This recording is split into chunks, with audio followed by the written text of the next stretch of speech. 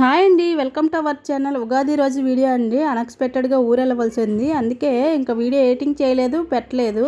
ఆ రోజు అయితే ఉదయాన్నే లేచి ఇంకా పప్పు అయితే నానబెట్టాను పూర్ణాలు చేద్దామని. ఈరోజు పండగ కదా, పండగ రోజు అయితే పూర్ణాలు చేస్తే మంచిదని ఇంకా పప్పు అయితే ఉడకబెట్టేసి కుక్కర్లో పెట్టేశాను. 2 కప్పులకి 4 కప్పులు అయితే వాటర్ వేసి విజిల్ పెట్టేశాను.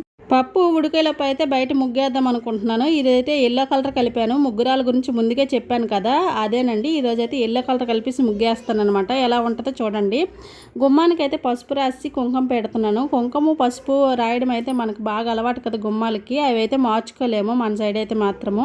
ఇంకా ఎల్లో కలర్ అయితే ముగ్గేస్తున్నానండి. ఎల్లో కలర్ అయితే తక్కువ కలర్ వేయడం అంత బ్రైట్నెస్ అయితే లేదు. మనం ఎప్పుడైనా సరే మనం ఎంత పిండి కలుపుతున్నామో దానికి తగినట్టు కలర్ అయితే కలుపుకోవాలి. ముగ్గురాల గురించి ఆల్రెడీ చెప్పాను కదా. ముగ్గురాలు అయితే నా దగ్గర ఉన్నవన్నీ అయితే అయిపోతున్నాయండి. మళ్ళీ రెడీ చేస్తాను. చేసేటప్పుడు అయితే ముగ్గురాలు ఎలా తయారు చేయాలనేది పూర్తి వీడియో అయితే పెడతానండి. కమెంట్ చేస్తాను కమెంట్ బాక్స్లో, ఇన్స్టాగ్రామ్లో కమెంట్ చేస్తున్నారండి. నేను కంపల్సరీగా పెడతాను పూర్తి వీడియో అయితే.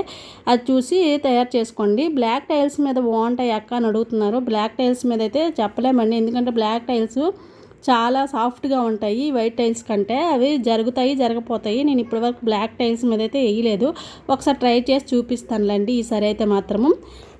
ఈలోపు పప్పు అయితే ఉడికిపోయింది. బాగా స్మాష్ చేయాలండి. పప్పు ఉడికిన తర్వాత బాగా స్మాష్ చేసుకొని బెల్లాన్ని అయితే యాడ్ చేసుకోవాలి. మనం తగినంత బెల్లం వేసుకోవచ్చు. నేనైతే కొలత ఏమి కొలలేను, ఎంత కావాలంటే అంత వేసుకుంటున్నాను అనమాట. ఎక్కువైనా సరే కొంచెం తీయగా ఉంటుంది అంతేనే, మరీ ఎక్కువ వేయకూడదు. ఇలా డబ్బాలో స్టోర్ చేసుకుంటాను బెల్లాన్ని, ఎందుకంటే అప్పటికప్పుడు మనము కొట్టుకొని ఇదంతా చేయడం అంతే కష్టం అవుద్ది, పెద్ద పని అయిపోతుంది ఉదయాన్నే అయితే మాత్రము. అందుకని ముందే ముక్కలు చేసుకొని ఒక బాటిల్లో స్టోర్ చేసుకుంటే చాలా బాగుంటుంది అనమాట. అప్పటికప్పుడు మనం యాడ్ చేసుకొని చాలా ఈజీగా అనిపిస్తుంది, పెద్ద ప్రాసెస్ కూడా ఉండదు.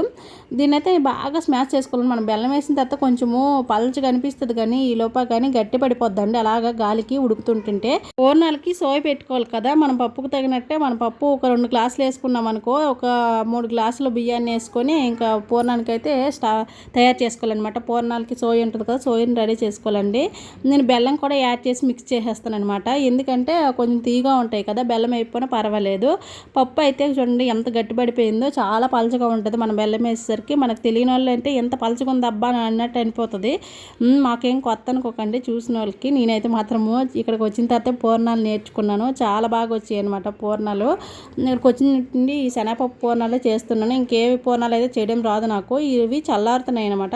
ఈలోపు దేవుడికి దీపం పెట్టడానికి టైం అయిపోతుంది. మా పెద్దోడిని అయితే మాత్రం దీపం పెట్టమన్నానండి. మా పెద్దోడు ఈ డ్రెస్ వేసుకోవడానికి చాలా సిగ్గుపడిపోయాడు. వేసుకోరా బాబు, ఇంకెప్పుడు వేసుకుంటామంటే ఇదే అప్పుడెప్పుడో తీసాం, ఇది సెకండ్ టైం అనమాట ఈ డ్రెస్ వేయడం అయితే. ఇంకా వేసుకున్నాడు. బయటికి వెళ్ళమన్నా వెళ్ళట్లేదు ఈ డ్రెస్తోనైతే. వాడైతే దండం పెట్టుకున్నాడు. పిల్లల చేత పెట్టడం అయితే చాలా మంచిదనమాట. వాడైపోయిన తర్వాత నేనైతే దండం పెట్టుకున్నాను. మా చిన్నోడికి స్కూల్ ఉందండి, మా పెద్దోడికి లేదు. వాడైతే స్కూల్కి రెడీ అయ్యి వెళ్ళిపోయాడు. అయినా మామిడికాయలు అయితే తీసుకొచ్చారండి. చాలా చిన్న మామిడికాయలు దొరికాయి అనమాట. మామిడికాయలు దొరకట్లేదు, ఇంకా పూత పూయలేదనమాట. మా సైడ్ శ్రీకాకుళం సైడ్ అయితే మామిడికాయ ఉగాది పచ్చడి అయితే ఈ విధంగానే చేసుకుంటాము. మామిడికాయ, చింతపండు, పచ్చిమిర్చి, వేప పువ్వు, ఇంకా ఉప్పు, మిరియాలు, ఇంకా బెల్లం ఇవన్నీ వేసుకొని షడ్రుచులు అనమాట. 7 రుచులు కలయిక మన ఉగాది పచ్చడి. మేమైతే మిక్సీ కొట్టుకుని తాలింపు కూడా పెట్టుకుంటాము అనమాట. ఈ విధంగా చేసుకుంటాం పచ్చడి. మిగతా సైడ్ అయితే ఇలా చేయరు, మా ఒక్క సైడ్ ఇలా చేస్తారు. నెక్స్ట్ పులిహోర కూడా చేశానండి. పులిహోరకి అయితే నేను ఈ బాండీలో పెట్టుకున్నాను అనమాట. ఎప్పుడైనా రైస్ పెట్టేస్తాను అనమాట. ఒక 2 గ్లాసులు పెడితే 4 గ్లాసులు వాటర్ వేసేసి పెట్టేస్తాను. అది ఆటోమేటిక్గా ఉడుకుతుంది, వాసన అవసరం లేదు. దానికి తగినట్టు చింతపండు అయితే నానబెట్టాను. ఇంకా ఆర్దాంపలకి బియ్యం నానబెట్టానండి. రైస్ ఉడికిపోయిన తర్వాత కొంచెం చల్లారనివ్వాలి. తర్వాత బాండీ పెట్టుకొని ఆయిల్ వేసి ఆవాలు, జీలకర్ర వేసి కొంచెం ఫ్రై అయిన తర్వాత శనగపప్పును పల్లీలు వేసి వేయించుకోవాలండి. ఇవైతే ఆవాలు, జీలకర్ర కొంచెం వేయించిన తర్వాత ఈ పల్లీలను శనగపప్పు వేయాలండి. ఇవి కొంచెం ఫ్రై అయిన తర్వాత మినపప్పును అయితే యాడ్ చేసుకోవాలి. ఇవి కొంచెం ఫ్రై అయిన తర్వాత మినపప్పు యాడ్ చేస్తే బాగా వేగుతుంది అనమాట.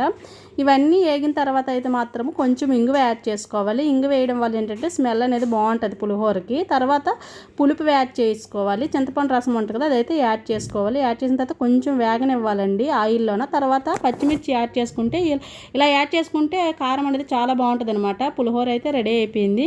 ఇంకా అంబలకైతే ఆర్దంబలు కదా, మనము ఉగాది రోజు అయితే మా శ్రీకాకుళం సైడ్ కంపల్సరీగా ఆర్దంబలు చేస్తామండి.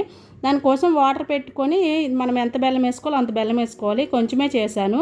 ఈ బియ్యాన్ని నానబెట్టుకున్న బియ్యాన్ని మిక్సీ కొట్టేసి ఇంకైతే ఆ నీళ్ళు మరుగుతున్నాయి కదా, మరిగిన దాంట్లో యాడ్ చేసుకోవాలి. దానికన్నా ముందు కొబ్బరి ముక్కలు అయితే యాడ్ చేస్తాము. ఈ ఆర్దంబల్లో కంపల్సరీగా అయితే మాత్రము కొబ్బరి ముక్కలు ఉంటే చాలా బాగుంటాయి అన్నమాట. దాన్ని తర్వాత ఈ మిక్సీ జార్లో వేసుకున్న మిక్సీలో అయిన బియ్యం రుబ్బునైతే మాత్రం ఇందులో యాడ్ చేసుకొని బాగా కలుపుకోవాలి. ఫస్ట్లో నేను ఆర్దంబలు చేయడం వచ్చేది కాదు. ఇంటి దగ్గర చేసేటప్పుడు వండలు కట్టేసేది అనమాట. చాలా వచ్చేది కాదనమాట, సరిగ్గా వచ్చేది కాదు. మా అత్తగారు కూడా తిట్టేవారు ఏటి అంబలు చేయడం అని. కానీ ఇక్కడికి వచ్చాక అలా అలా పూజలు చేస్తుంటే అలవాటు అయిపోయింది అనమాట చేయడము. చాలా ఇందులో స్వీట్కి తగినంత వేసుకోవడం వల్ల, స్వీట్ చాలా బాగుండడం వల్ల పిల్లలు కూడా ఇష్టంగా తింటారు.